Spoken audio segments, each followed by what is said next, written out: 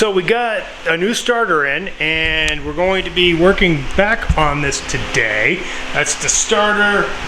I got some new lugs for the battery because I'm going to parallel two batteries in here to make sure that I got enough cranking juice, and I'm going to double up on the ground and the hot going to the battery, or not to the battery but to the starter. So we'll get this cranking. Hopefully we can build up enough cranking to prime the fuel system. So let's get started on that.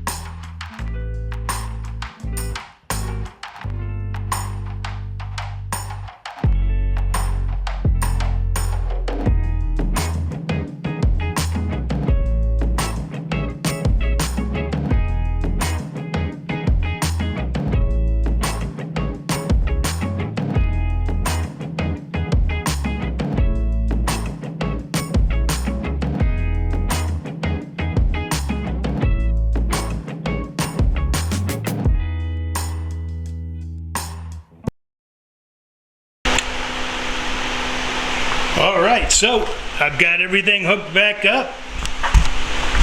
I've got the new starter in place. I put two cables on, and just so I minimize the resistance going through the wire, they were getting kind of warm before.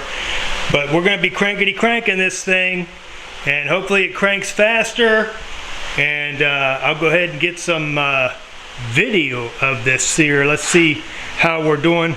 Lord willing, this thing will fire off and I won't have to start looking at the fuel pump, because that fuel pump, a rebuilt fuel pump, is like $1,200 bucks. So I know I've got a Cat dealership up the road from me. I can have them potentially do it, but let's hope that it's not that expensive item. So let's get this thing going.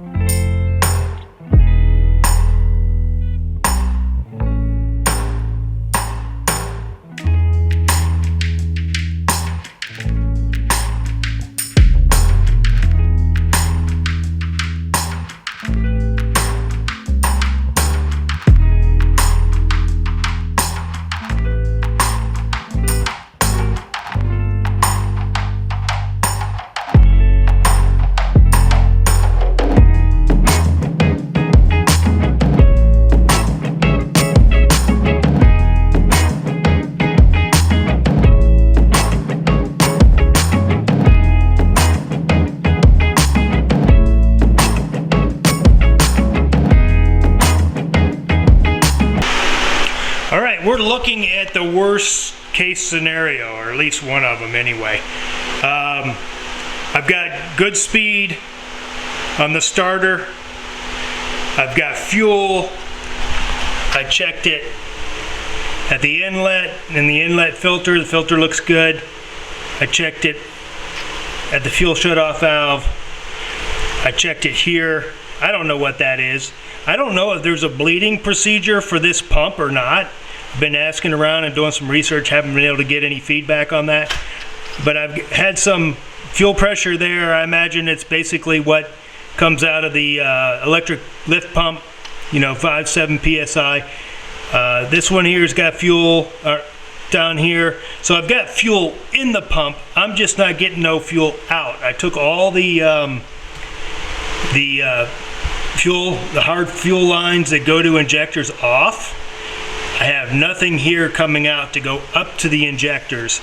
So I can only assume that the pump is turning because that's all gear driven in the front of the engine. I don't know what to do next, so let me cipher, let me think about it, let me make contacts and see what's going on. But we definitely have fuel going to the fuel pump, and but we don't have any pressurized fuel being pushed or injected to the injectors. All right, finishing up some shifter handles, but what we're going to be jumping on next is I've got no choice. I've got to dig into this injection pump. So I'm going to have to take the water pump off and this front plate and see if this is turning, because it's all cam driven in here. So to see if the shaft is turning when the crank is turning, and if that's the case, then I got to pull this pump out and look at getting it rebuilt or getting a rebuilt unit. But yeah, that's the only thing it can be, because I'm cranking, but I'm not getting any fuel out to the injectors.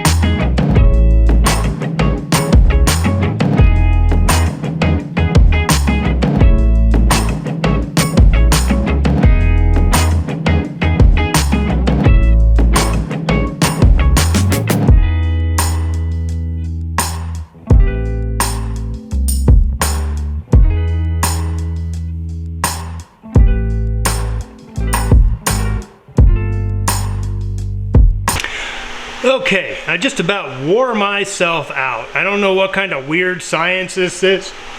I can only imagine that it has to do with it being a 4-cylinder with 4 cycles. So, as you know, it doesn't fire or doesn't add fuel to every cycle. It just adds fuel to the power cycle. And so I basically had to rotate this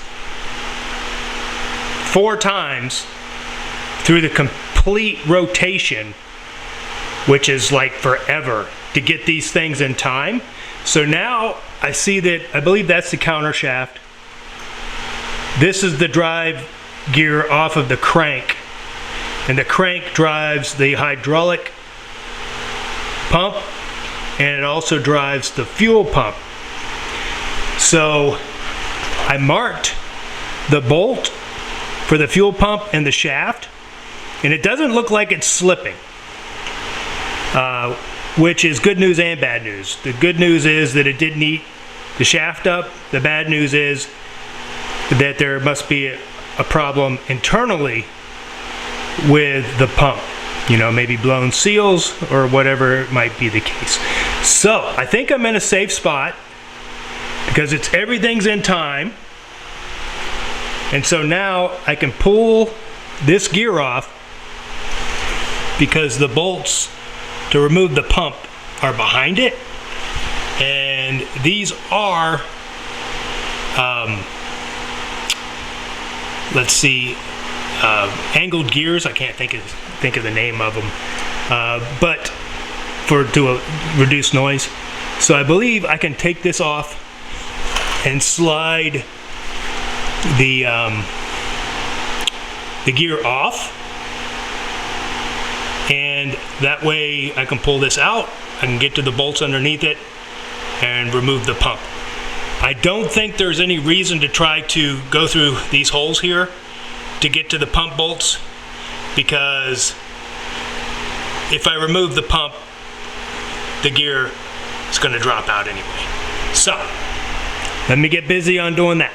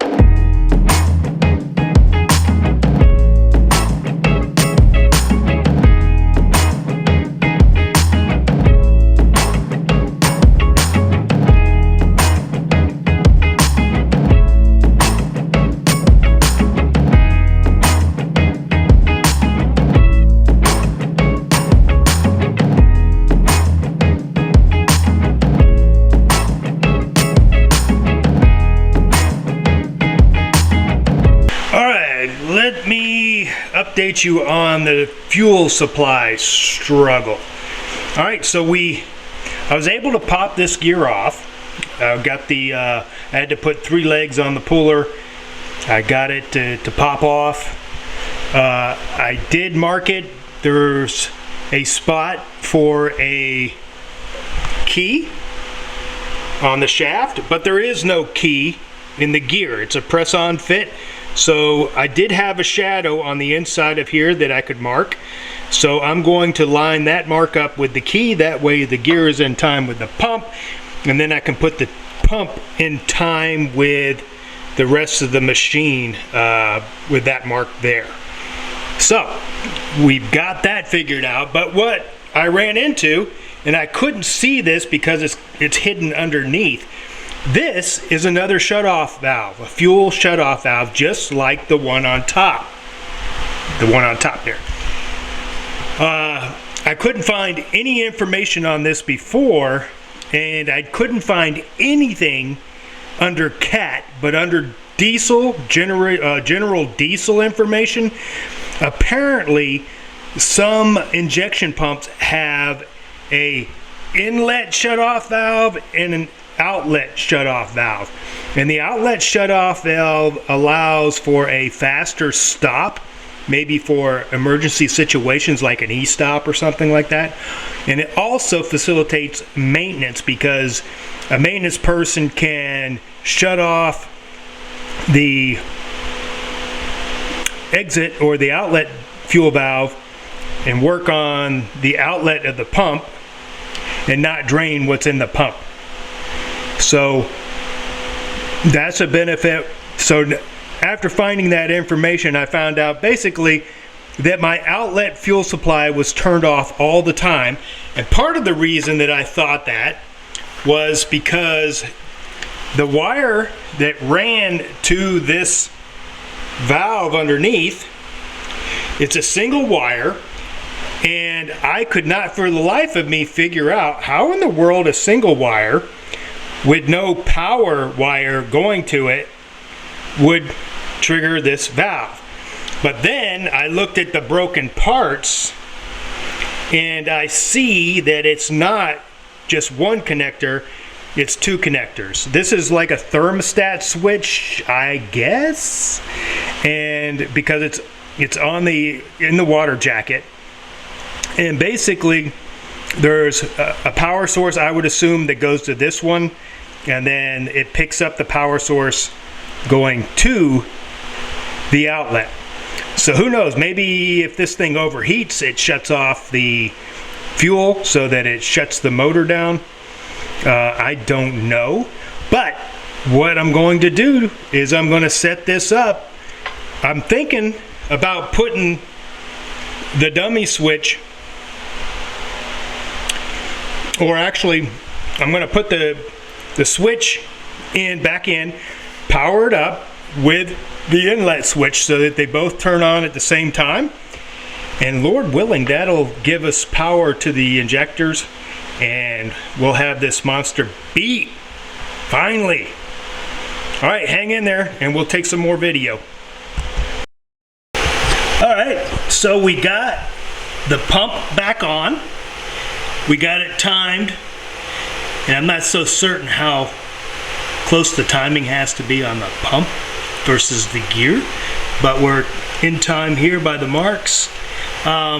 One of the things that I had to do in order to hold the pump shaft is I had to cut a slot that lines up with the key, because I marked the key to the shadow of where the key was on the gear to put it in time. So I had to hold that with a screwdriver while I tightened this up and basically brought that in. And then once I got it to seat, then I tightened it up with the impact gun.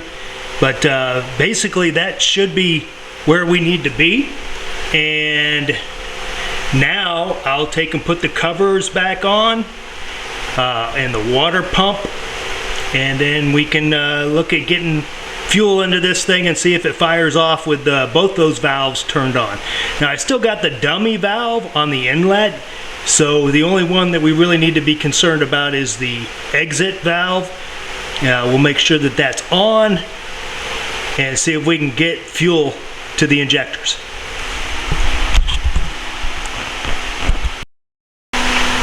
All right, so let's see if we get fuel coming out the back of that pump. And I've already confirmed that on that new solenoid, the one that we found at the bottom, the outlet is hot when I turn it on, so that solenoid should be open, allowing fuel to exit. And then I've got the dummy valve right here on the inlet that doesn't have a plunger on it. I cut it off, so it should pump fuel out the back there. So let's see if this actually works.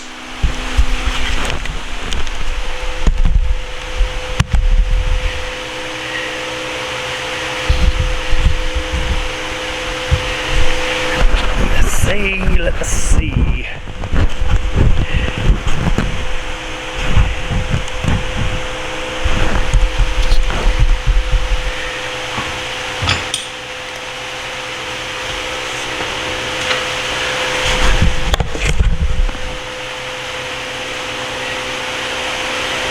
Where's that pump at? Right here.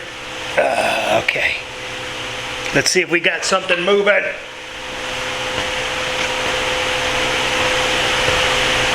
Pump on.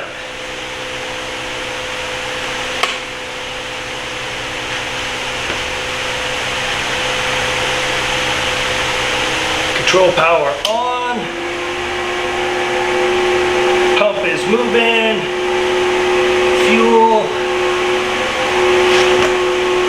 Okay, no leaks.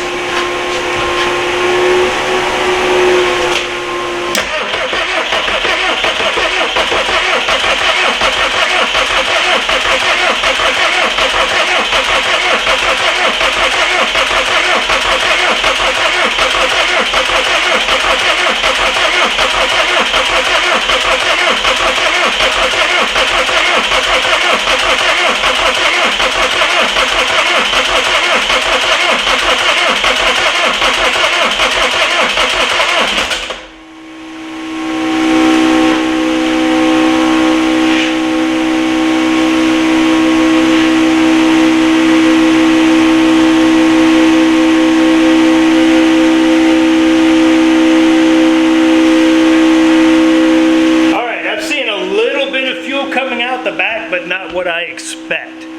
So let me do some troubleshooting.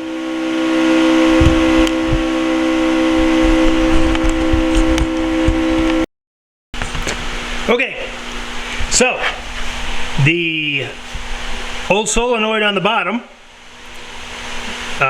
it was heating up and it was acting like it wasn't working. So I put the dummy underneath, put the other inlet one on top.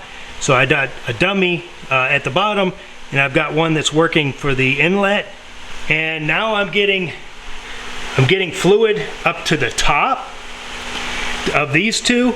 And I imagine with some more cranking, I'll get some fuel up to these two, and then we can start bleeding the air out. But the problem is the batteries are starting to run down.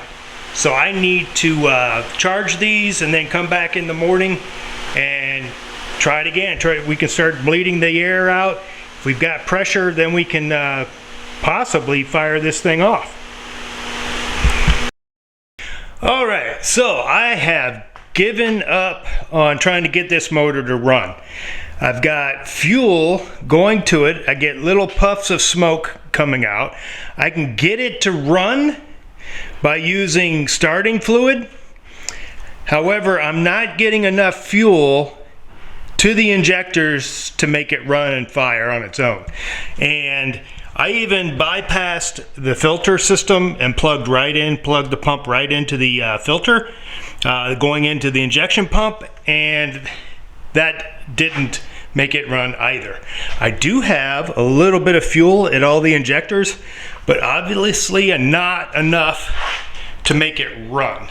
So I've got to get somebody out here or take this motor in to have it looked at, because I just don't see anything else I can do to get this diesel to fire off. Okay, so we're gonna have to move on to something else, and what we're going to do is I have this trim plate, and I believe this is one of the ones that I was looking for that goes here. And actually it probably goes like this. Goes like that. And so I am going to get that cleaned up, and then I'm going to put these in also. So I'll finish this video up with this work here on the Cherokee. Alright, so first I used a light wire brush, and you gotta go sparingly, because even that light wire brush will dig into the aluminum pretty fast. So basically I knocked all the scaling off. I also pounded this out a little bit. It was a little bit bent, and I did both sides. I'm not so concerned about this side, it's going to be hidden. But now I'm going to take the least coarse, the 180 grit green, and try to clean that up a little bit more to get it kind of polished. It doesn't have to be great because it's not going to last. It's basically a carpet sill, so let me get busy on that. Alright, so we've got it basically polished up a little bit here where it looks cleaner. I don't see any rust on it, and I did have to roll this back and cut a little bit of this padding out from underneath. That's like a fiberglass, and you're not going to be able to melt that so that it doesn't catch the screw or the drill bit. So I had to cut that back a little bit, and if I have to cut more, I will. The carpet's a little cattywampus here, but we'll deal with that as we go. So let me go ahead and put this in. Alright, so there we go. I've got this in place. I don't have these covers, the hinge covers, but I got that all in place. These went in nice. I did measure from this end to this end, then I used my squared everything up, put this one in the center, and so those are actually the roof guides or rails, and they look good in the back here. So I'm going to go ahead and vacuum out some more of that mud daub or dirt that's left over, and get this thing cleaned up, and we should be driving it soon. Man, look how dusty it's gotten just since it's been sitting here. Okay, all right, catch you later.